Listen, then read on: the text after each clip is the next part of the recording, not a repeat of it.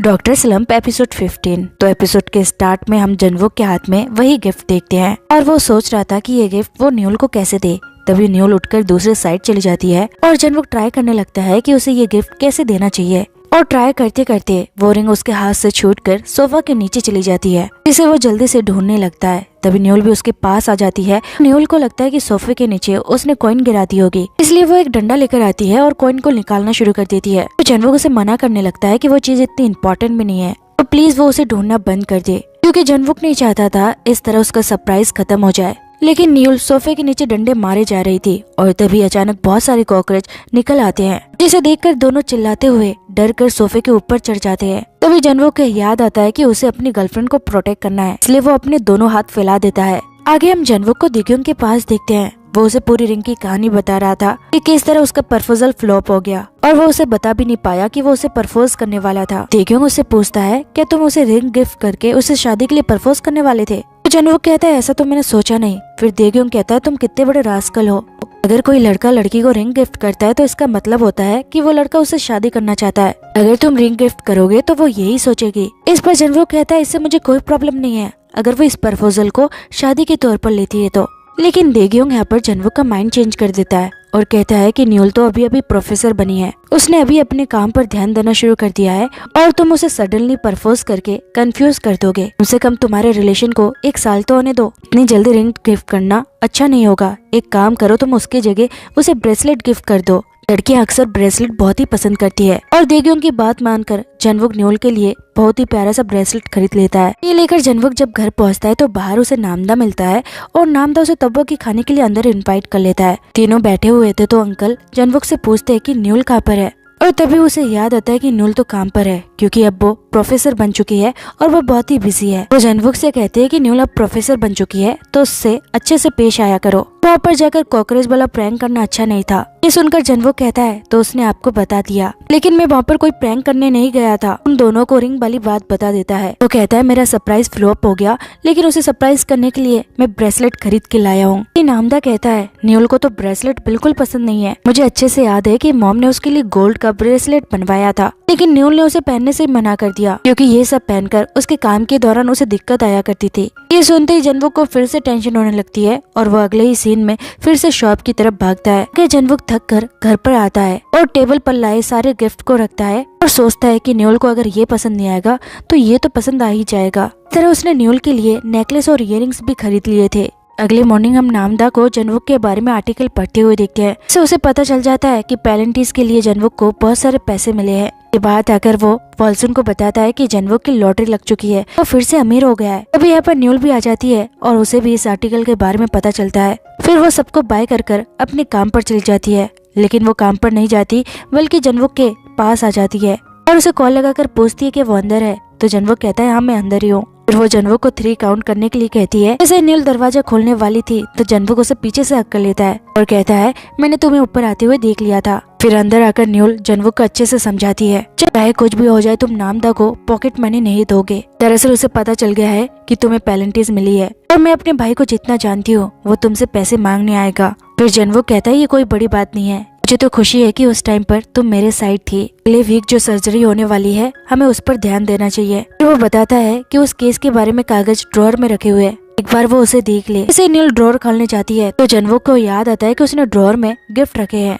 वो जल्दी से न्यूल को अपनी तरफ खींच लेता है तो न्यूल कहती है क्या हुआ, तुम मुझे ड्रॉअर क्यों नहीं खोलने दे रहे? फिर जनवुक कहता है अब ये जरूरी नहीं है और जैसे वो उसके क्लोज आने लगता है तो ऊपर नामदा आ जाता है। उसे देखकर दोनों हड़बड़ाते हुए अपने काम पर लग जाते हैं। नामदा अंदर आकर पूछता है तुम अभी काम पर गई नहीं? न्यूल कहती है बस कॉफी पीकर जा रही थी। फिर नामदा जनवुक के लिए ब्रेकफास्ट लगाने लगता है। देखते हैं कि वो 1 से ज्यादा आइटम लेकर आया था। तो न्यूल उसे पूछती है तुम मॉम के परमिशन के बिना ये सब कैसे ले आए और तुम्हारी इतनी औकात तो नहीं कि तुम ये सब खरीद के लाए होंगे। तो नामदा कहता है अब सब कुछ जनवुक का ही है, वो भी तो हमारा फैमिली मेंबर है। उसका घर मेरा घर, मेरा घर उसका घर, उसके पैसे मेरे पैसे। इससे न्यूल को समझ आ जाता है कि वो पैसे ही मांगने आया है। तभी नामदा जनवुक से पैसे मांगने वाला था। इससे पहले न्यूल उसे पकड़कर पीट कर यहाँ से ले जाने लगती है। और वो जाते जाते भी अपना अकाउंट नंबर उसे बता रहा था। हम जनवो को देग्योंग के साथ देखते हैं, जहाँ पर वो उसे बता रहा था कि उसने न्यूल को उनमें से अभी कुछ भी गिफ्ट नहीं दिया है। तभी वो लिफ्ट के अंदर आने लगते हैं और लिफ्ट के अंदर पहले से ली होंग और सेक्रेटरी मौजूद थी। उन्हें देखकर देग्योंग अपना रास्ता बदलने लगता है,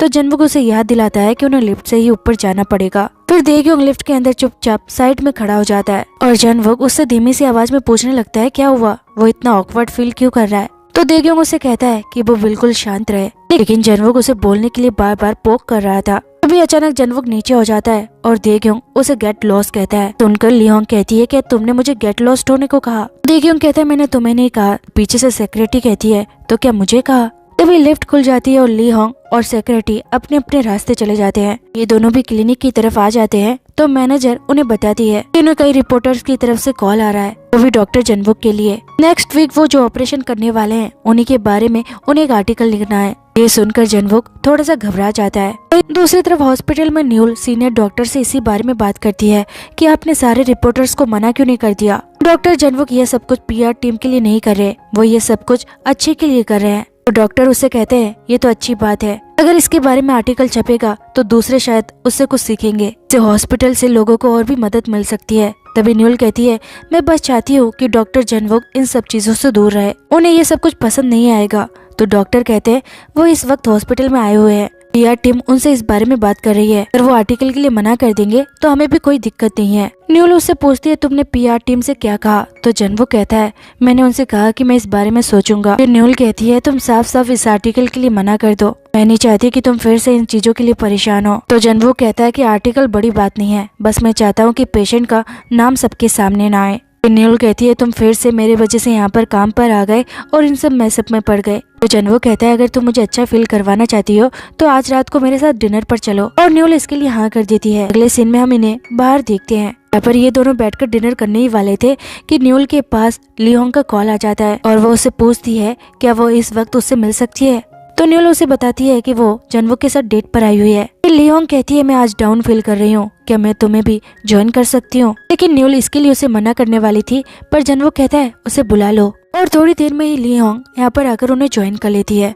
फिर वो दोनों को बता देती है कि उस दिन क्या हुआ था। उस दिन देग्योंग की सेक्रेटरी उसके ऊपर गिर गई थी और दोनों की किस हो गई थी। माना कि ये सब कुछ अनजाने में हुआ, पर फिर भी इसके लिए उसे बुरा लग रहा है। ऐसी बातें करते करते न्यूल और ली होंग बहुत ही ड्रिंक कर लेते हैं। अगले सीन में हम इन दोनों को बहुत ही टल्ली देखते हैं और न्यूल तो जनवुक को पहचान भी नहीं पा रही थी, वो दोनों को ही संभाल रहा था। तभी यहाँ पर देग्योंग भी आ जाता है और ली होंग जनवुक को कहती है तुमने इसे यहाँ पर क्यों बुलाया। तो जनवुक कहता है उसे तुमने ही बुलाया है। फिर ली होंग जल्दी से अपना टचअप करने लगती है। फिर ये दोनों को पीठ में बैठाकर घर ले जाने लगते हैं। यहाँ पर देग्योंग कह रहा था कि ये दोनों इतना पी रही थी तो तुमने रोका क्यों नहीं। तो जनवुक कहता है अच्छा पता है ये सब कुछ क्यों हुआ, ये सब कुछ तुम्हारे वजह से हुआ, तुम्हारे वजह से ली होंग आज डाउन फील कर रही थी और इसी वजह से इन दोनों सहेलियों ने मिलकर इसका गम मनाया। पता है तुम बहुत ही बुरे हो। सुनते ली होंग जनवुक को डांटने लगती है और कहती है तुम देग्योंग के बारे में कुछ भी नहीं बोलोगे। और ये सुनकर न्यूल ली होंग को डांटने लगती है। इससे पहले कि दोनों में लड़ाई शुरू हो जाती, दोनों को अलग अलग दिशा में लेकर भाग जाते हैं। जनवुक न्यूल को घर पर लाकर सुला देता है और न्यूल सोते सोते ही अपनी मॉम को कॉल लगाकर कहती है कि आज मेरी नाइट शिफ्ट है तो मैं घर नहीं आऊंगी। फिर वो कॉल रखकर जनवुक से कहती है कि मैंने मॉम को झूठ बोल दिया है, आज मैं तुम्हारे यहाँ पर रुकूंगी। और ये सुनकर वो दोनों हैरान हो जाते हैं और वॉल्सुन ऑकवर्ड होकर यहाँ से भाग जाती है। दूसरी तरफ देग्योंग ली होंग को पार्क में ले आता है और ली होंग ने हैंगओवर की ड्रिंक पी ली थी। फिर देग्योंग उसे पूछने लगता है कि वो डाउन क्यों फील कर रही थी। सिक्योरिटी के बारे में जो भी कंफ्यूजन है वो सब गलत है, उसके दिल में उसके लिए कुछ भी नहीं है। तो ली होंग बताने लगती है कि वो जानती है वो सब कुछ अनजाने में हुआ, पर फिर भी उसे बुरा लग रहा है। ऐसा फील उससे पहले भी हुआ था, जब उसका डिवोर्स हुआ था तब उसने डिसाइड किया था वो फिर से किसी के साथ प्यार में नहीं पड़ेगी। लेकिन जब वो देग्योंग से मिली तो उसे फिर से अच्छा फील होने लगा। उसने उसकी हेल्प की जिसकी वजह से उसे खुशी मिली और जब भी वो उसके साथ होती है तो बहुत ही हंसती है। लेकिन उसे शायद फिर से प्यार में नहीं पड़ना चाहिए क्योंकि इस बार उसके पास रेस्पॉन्सिबिलिटी भी है उसके बेटे की। अगले मॉर्निंग न्यूल झटके से उठती है और देखते हैं कि सामने उसकी पूरी फैमिली बैठी हुई थी और न्यूल जल्दी से उठकर खाना खाना शुरू कर देती है।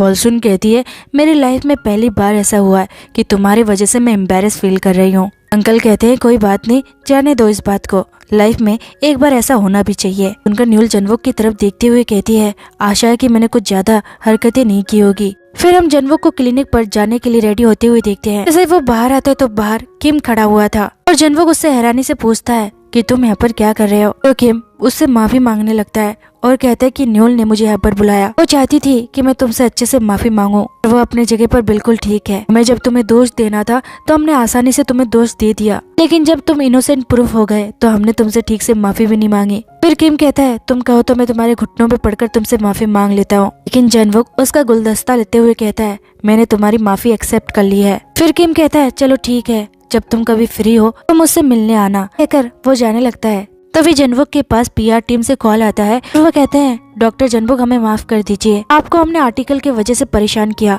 लेकिन हमने सारे रिपोर्टर्स को मना कर दिया है। तो जनवुक कहता है कोई बात नहीं, लेकिन क्या आप मुझे बता सकते हैं कि आपने ये डिसीजन अचानक क्यों ले लिया। तो वो बताती है कि प्रोफेसर नाम ने उन्हें वार्निंग दी थी कि अगर वो इन सब में उन्हें घसीटेंगे तो वे इस सर्जरी से बैकआउट कर लेंगे। ये सब सुनकर जनवुक को खुशी होती है और वो सोचने लगता है कि न्यूल ने इसे बहुत ही ज्यादा सीरियसली ले लिया। दरअसल न्यूल नहीं चाहती थी कि जनवुक अब किसी भी तरह के मैस में फंसे, क्योंकि जनवुक का चेहरा देखकर वो समझ गई थी कि उसे आर्टिकल रिपोर्टर्स अब किसी चीज की जरूरत नहीं है। ये सब जानकर जनवुक को बहुत ही खुशी होती है कि उसे उसकी कितनी परवाह है। तभी हम ऊपर से न्यूल को आते हुए देखते हैं और ये दोनों साथ में काम पर निकल जाते हैं। आगे देखते हैं कि उस बच्चे की सर्जरी की तैयारी शुरू की जाती है। सीनियर डॉक्टर जनवुक को ये केस लीड करने को कहते हैं। सारी तैयारियां हो जाती है और ऑपरेशन शुरू हो जाता है और बिना किसी दिक्कत के ये सर्जरी पूरी भी हो जाती है। सर्जरी के पूरे दौरान न्यूल ने जनवुक पर पूरी नजर रखी, जिससे उसे विश्वास हो गया कि जनवुक ने अपने ट्रॉमा पर काबू पा लिया है, यानी कि उन दोनों की लाइफ अब ठीक ट्रैक पर है। आगे बच्ची को जब होश आता है तो जनवुक और न्यूल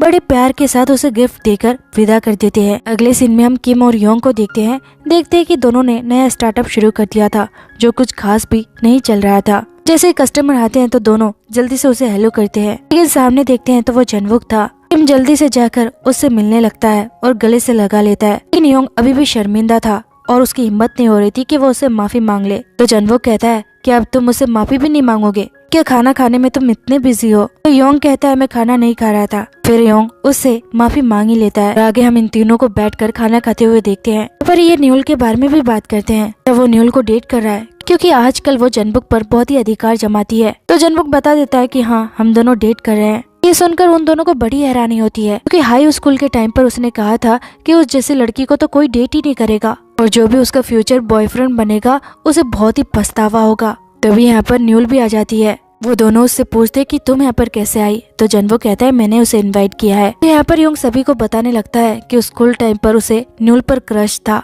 जब एक बार हाई स्कूल में न्यूल ने उसकी मैथ की प्रॉब्लम सॉल्व की थी तो वो उसकी इतने क्लोज आ गई थी कि वो उसे सिर्फ देखता रह गया और तब से उसे उस पर क्रश हो गया था और उसने उसे गर्लफ्रेंड बनाने की काफी कोशिश भी की, लेकिन न्यूल तो अपनी किताबों में घुसी रहती थी। ये जानकर इन सभी को भी हैरानी होती है। तो न्यूल से कहता है अगर तुम मुझे एक बार देख लेती तो तुम्हें भी मुझ पर क्रश हो जाता। न्यूल यहाँ पर उसका कंफ्यूजन दूर कर देती है और कहती है मैंने मैथ के प्रॉब्लम इसलिए सॉल्व किया था क्योंकि तुम इस वजह से चिल्ला रहे थे, जिसकी वजह से मेरी भी पढ़ाई डिस्टर्ब हो रही थी, तो मैथ के प्रॉब्लम सॉल्व मैंने मेरे लिए किए। इस पर जनवुक भी उसका साथ देते हुए कहता है सुना ना तुमने, उसने अपने लिए मैथ के प्रॉब्लम सॉल्व किए ना कि तुम्हारे लिए। और जनवुक कहता है और तुम्हारा क्या, तुम भी तो उस टाइम पर न्यूल के लिए हमेशा बुरा बोलते थे क्योंकि वो पढ़ाई के लिए इतनी ऑब्सेस्ड थी। ये सुनकर न्यूल जनवुक की तरफ गुस्से में देखती है, लेकिन न्यूल इस बात को जाने देती है क्योंकि उसे पता है कि जनवुक अब उससे कितना प्यार करता है। पहले इस तरह धीरे धीरे इनकी लाइफ में हर चीजें सॉर्ट आउट हो रही थी। दूसरी तरफ हम देग्योंग को देखते हैं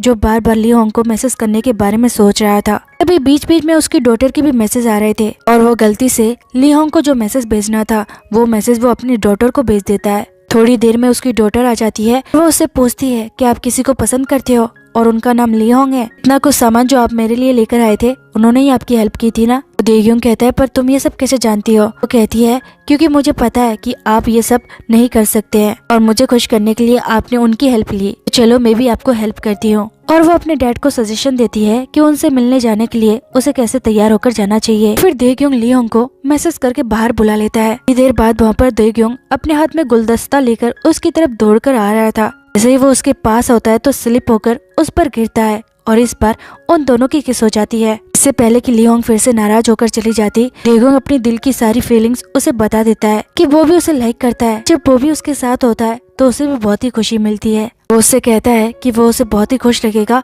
और उसकी बेटी की पूरी जिम्मेदारी लेगा। ली होंग जल्दी से उसके हाथ से गुलदस्ता ले लेती है, यानी कि ली होंग की तरफ से भी हाँ है। दूसरी तरफ हम जनवुक और न्यूल को देखते हैं, जहाँ पर न्यूल जनवुक से कह रही थी अब तो तुम्हारे पास पैसे भी आ गए हैं तो क्यों ना तुम दूसरी जगह शिफ्ट कर लो, तुम्हें यहाँ पर रहते हुए अनकंफर्टेबल फील होता होगा। तो जनवुक कहता है ऐसा नहीं है, अब तो मैं ज्यादा यहाँ पर ही कंफर्टेबल फील करता हूँ, क्योंकि मुझे आंटी अंकल और नामदा की कंपनी बहुत ही पसंद आती है और मैं चाहता हूँ कि मैं भी उनकी फैमिली का हिस्सा बनकर यहीं रह जाऊँ। वो नहीं चाहता था कि वो न्यूल पर रिश्ते के लिए कोई भी प्रेशर डाले, इसलिए वो इस बात को छोड़ते हुए फ्रूट्स काटने लगता है। तभी न्यूल पीछे से उससे कहती है तो क्यों ना तुम मेरी फैमिली का हिस्सा ही बन जाओ। अचानक ये सब सुनकर जनवुक ने अपनी अंगुली काट ली थी। तभी न्यूल जल्दी से उसके लिए बैंडेज निकालने के लिए ड्रॉअर खोलती है और जनवुक चिल्लाकर उठता है, लेकिन अब तो देर हो चुकी थी क्योंकि न्यूल ने ड्रॉअर खोल दिया था और वो देखती है कि इसमें बहुत सारे गिफ्ट थे। वो एक एक कर सबको खोलती है तो जनवुक उसे बता देता है कि ये सारे गिफ्ट उसके लिए है। उसे समझ ही नहीं आया था